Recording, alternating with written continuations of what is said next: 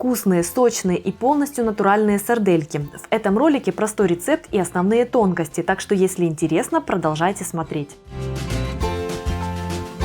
Привет, друзья! Меня зовут Галина Артеменко. Я продолжаю экспериментировать с приготовлением домашних колбас, сосисок и сарделек. Некоторые рецепты я уже успела опубликовать у себя на канале, ссылки на них я оставлю в описании к этому ролику. В сегодняшнем видео я предлагаю приготовить очень вкусные, базовые, нежные и сочные сардельки из свинины. Они хороши как на каждый день, а в сезон приготовления еды на открытом огне, то есть в сезон пикников, летом они отлично подойдут для приготовления на гриле, если использовать в качестве оболочки свиную кишку. Я использую такую комбинацию специй, которую отлично дополнит аромат дымка. Впрочем, набор специй может быть абсолютно любым, то, что нравится именно вам, но рекомендую попробовать сперва именно такой вариант, который предлагаю я. Уверена, что вам очень понравится.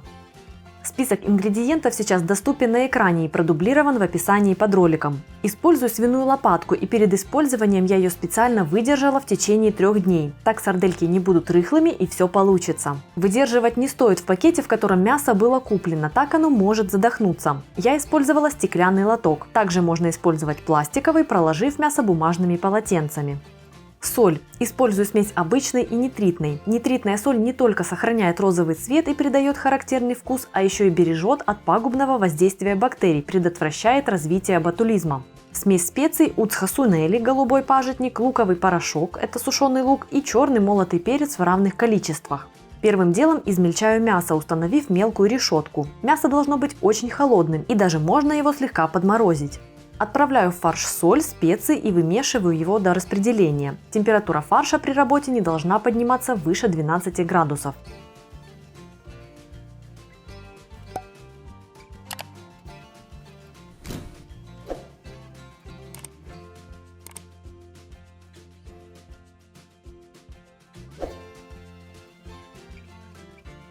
Разравниваю фарш и отправляю на ночь в холодильник. Фарш просолится, а специи раскроются.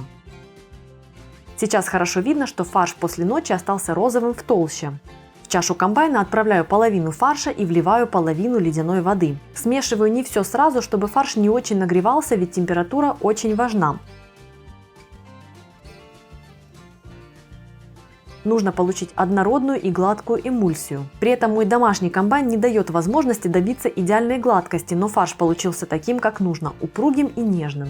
Пока смешивается вторая половина фарша, первую отправляю в морозилку. В конце смешиваю обе половины фарша. Перекладываю в лоток и убираю в холодильник.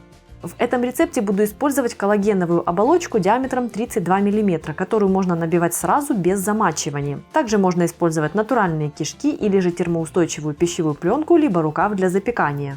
Устанавливаю насадку, надеваю оболочку и набиваю ее фаршем. Эту операцию удобно делать с кем-то, но и в одиночку справиться вполне посильно. Набитую оболочку завязываю с краев и формую сардельки примерно одинаковой длины, поджимая фарш так, чтобы сардельки были плотными.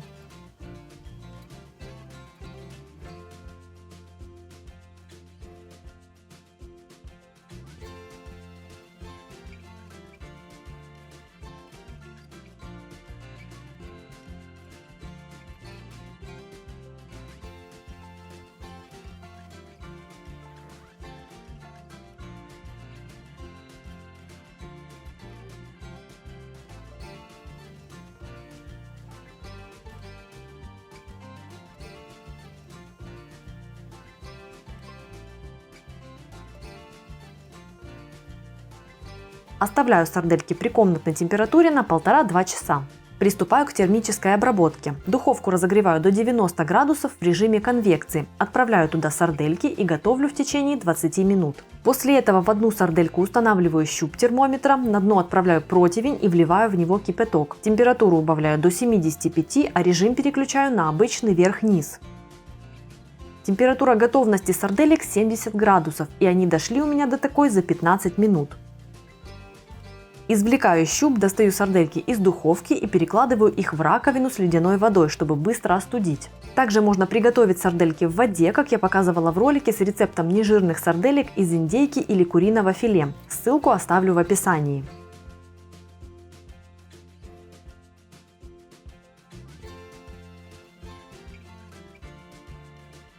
Если этот ролик вам понравился, ставьте палец вверх, оставляйте свои комментарии, подписывайтесь на мой канал, если вы еще не со мной, и нажимайте на колокольчик. Впереди вас ждет еще очень много вкусного. Меня зовут Галина Артеменко, и это канал «Жизнь вкусная».